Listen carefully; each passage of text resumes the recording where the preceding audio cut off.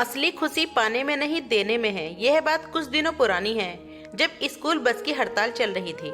मेरे पति अपने व्यवसाय की एक आवश्यक मीटिंग में बिजी थे, इसीलिए मेरे 5 साल के बेटे को स्कूल से लाने के लिए मुझे टू व्हीलर पर जाना पड़ा।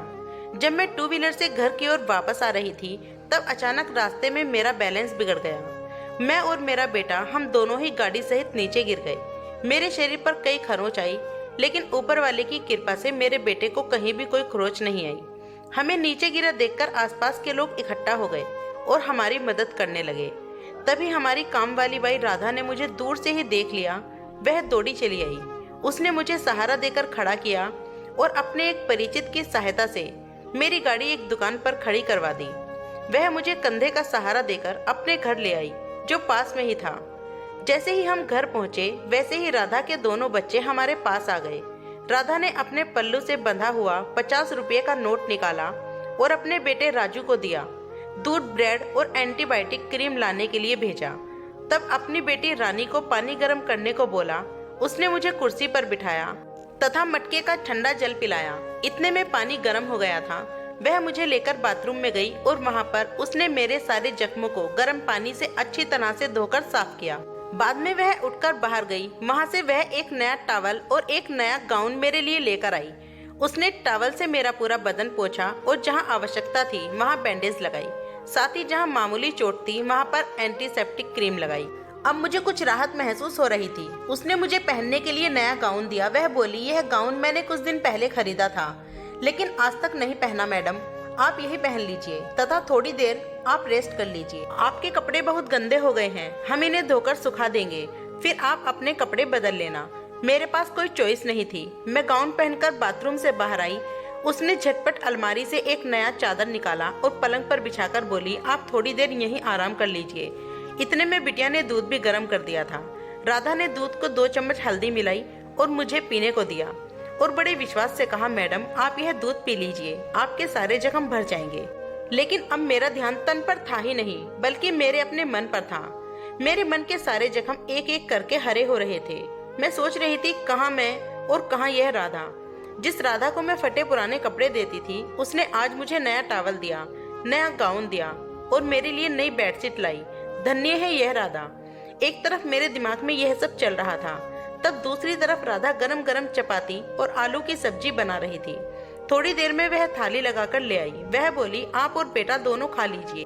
राधा को मालूम था कि मेरा बेटा आलू की सब्जी ही पसंद करता है और उसे गरम गरम रोटी चाहिए, इसीलिए उसने रानी से तैयार करवा दी थी। रानी बड़े प्यार से मेरे बेटे को आलू की सब्जी और रोटी खिला रही थी और मैं इधर प्रायश्चित की आग में जल रही थी। सोच रही थी कि जब भी इसका बेटा राजू मेरे घर आता था, मैं उसे एक तरफ बिठा देती थी, उसको नफरत से देखती थी और इन लोगों के मन में हमारे प्रति कितना प्यार है।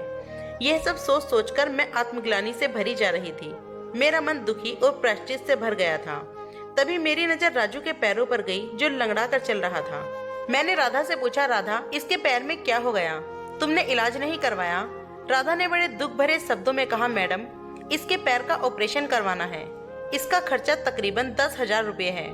मैंने और राजू के पापा ने रात दिन मेहनत करके 5,000 रुपये जोड़ लिए थे।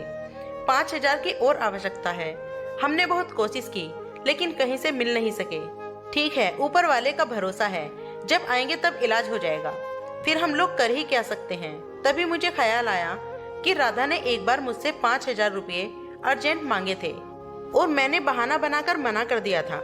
आज वही राधा अपने पल्लू से बंधे सारे पैसे हम पर खर्च करके खुश थी और हम उसको पैसे होते हुए भी मुकर गए थे और सोच रहे थे कि बला टली। आज मुझे पता चला कि उस वक्त इन लोगों को पैसों की कितनी सख्त आवश्यकता थी। मैं अपनी ही नजरों में गिरती जा रही थी। अब मुझे अपने शारीरिक जख्मों की चिंता बिल्कुल भी नहीं थी, बल्कि उन जख्मों की चिंता थी जो मेरी आत्मा को मैंने ही लगाए थे। मैंने दृढ़ निश्चय किया कि जो हुआ सो हुआ, लेकिन आगे जो होगा वह सर्वश्रेष्ठ ही रहेगा। मैंने उसी वक्त राधा के घर में जिन जिन चीजों का अभाव था, उसकी एक लिस्ट अपने दिमाग में तैयार कर ली। थोड़ी देर में मैं लगभग ठीक हो गई। मैंने अपने कपड़े चेंज किए, लेकिन वह गाउन मैंने अपने पास ही रखा और राधा को बोला, यह गाउन अब तुम्हें कभी भी नहीं दूंगी। यह गाउन मेरी जिंदगी का सबसे अमूल्य तोहफा है। राधा बोली, मैडम यह तो बहुत ही हल्की रेंज का है। राधा की बात का मेरे पास कोई जवाब नहीं था। मैं घर आ गई। लेकिन रात भर सो नहीं पाई। मैंने अपनी सहेली के मिस्टर, जो कि हड्डी रोग विशेषज्ञ थे, उनसे राजू के लिए अगले दिन का अपॉइंटमेंट लिया। दूसरे दिन मेरी किट्टी पार्टी भी थी, लेकिन मैंने वह पार्टी कैंसिल कर दी और राधा की जरूरत का सामान खरीदा और वह सामान लेकर मैं राधा के घर पहुंच गई। राधा समझ ही नहीं पा रही थी कि इतना सारा सामान एक साथ मैं उसके घर में क्यों लेकर आई। मैंने धीरे से उसको पास में बिठाया और बोला, मुझे मैडम मत कहो, मुझे अपनी बहन ही समझो। यह सारा सामान मैं तुम्हारे लिए नहीं लाई हूँ, मेरे इन दोनों प्यारे बच्चों के लिए लाई हूँ। और हाँ, मैंने राजू के लिए एक अच्छे डॉक्टर से अपॉइंटमेंट ले ली है। हम शाम को 7 बजे उसको दिखाने चलना है। उसका ऑपरेशन जल्दी से जल्दी करवा लेंगे और तब राजू भी अच्छी तरह से दौड़ने लग जाएगा। राधा यह बात सुनकर खुशी के मारे रो पड़ी, लेकिन यह भी कहती रही कि मैडम, यह सब आप क्यों कर रही हैं? हम बहुत छोटे लोग हैं, हमारे यहाँ तो यह सब चलता ही रहता है। वह मेरे पैरों में गिरने लगी। यह सब सुनकर और देखकर मेरा मन भी द्रवित हो उठा और मेरी आंखों से आंसू के झरने फूट पड़े। मैंने उसको दोनों हाथों से उठाया और गले से लगा लिया।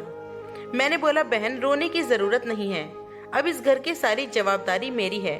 मैंने मन ही मन कहा, राधा, तुम क्या जानती हो कि मैं कितनी छोटी हूँ और तुम कितनी बड़ी हो। आज तुम लोगों के कारण ही मेरी आंख खुल सकी है।